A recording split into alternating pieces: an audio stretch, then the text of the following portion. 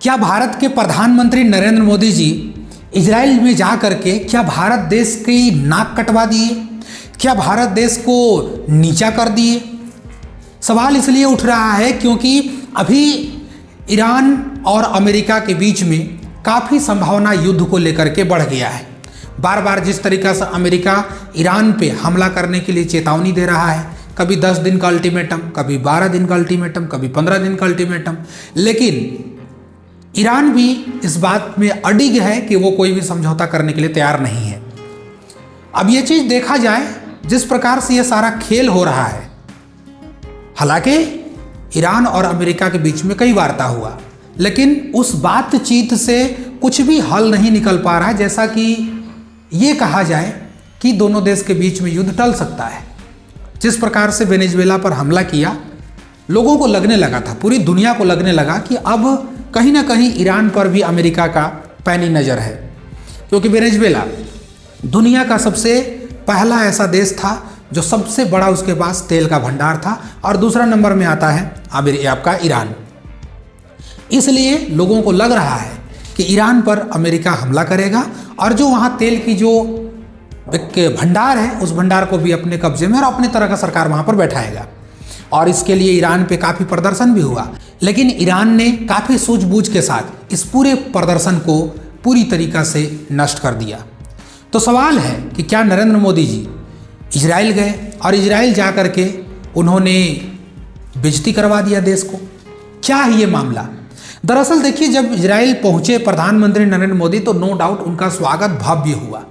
वहाँ के जो मौजूदा प्रधानमंत्री है बेंजामिन नेतन्याहू, उनका जो पत्नी है वो आती है एयरपोर्ट पे, और काफ़ी हप्पी झप्पी जो होती है ना वो चलता है। सैफरन का खेल खेल रहे थे वहाँ पर दोनों। अब वो आगे जब चले, काफ़ी भयानक तरीक़ा से उनका स्वागत भी हुआ और भाषण भी ज़बरदस्त हुआ। इस भाषण में मोदी जी भी ने कहा कि इजराइल आ करके मैं ऐसा पूरी दुनिया का पहला पीएम हूँ जो आकर के संसद में भाषण दे रहा हूँ, और इसके लिए गूंज उठी तालियों। आप देख रहे हैं हमारे पीछे जो काम हुआ है, आप पीछे देख रहे हैं। लेकिन चीज़ें यहाँ तक तो ठीक थी, चीज़ें तब खराब होती हैं जब उनको मेडल पहनाना था, जो वो पहना रहे थे ना। जैसे ही अनाउंस किया जाता है, जितने भी वहाँ के विपक्ष थे वो संसद छोड़ करके भाग जाते हैं, निकल जाते हैं संसद छोड़ के, कहते हैं कि हमें यहाँ रहने की ज़रूरत नहीं है। अब सवाल यहाँ पर इसलिए उठ रहा है कि ऐसे लोग जो भारत का इजराइल में भी विरोध करते हैं, भारतीय प्रधानमंत्री के इजराइल में विरोध करते हैं, वो लोग ऐसा हरकत करके भारत को नीचा दिखा दिए।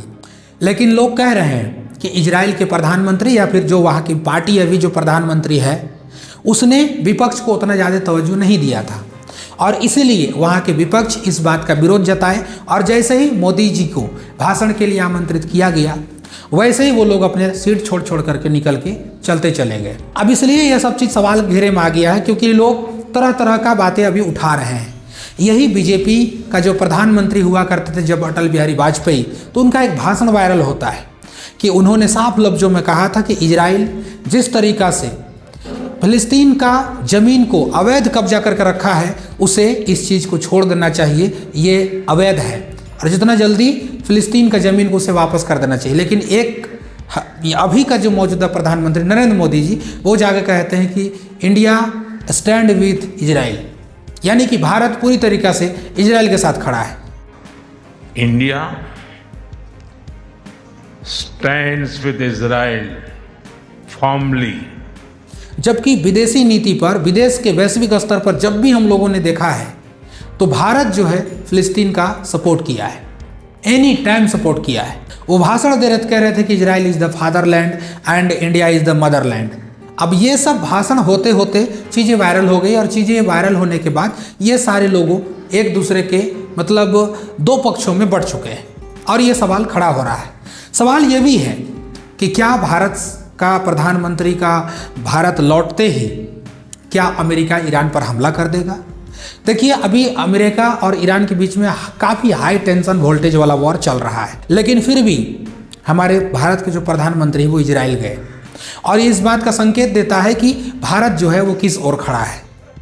इजराइल से हमें टेक्नोलॉजी बहुत मिलता है, नो डाउट, बट अगर एक स्टैंड पर अगर हम लेते हैं तो फिर आगे आने वाले समय में विदेश नीति कैसे तय किया जाएगा, ये भी एक देखने वाली बात होगा। आप लोगों को यह रिपोर्ट कैसा लगा?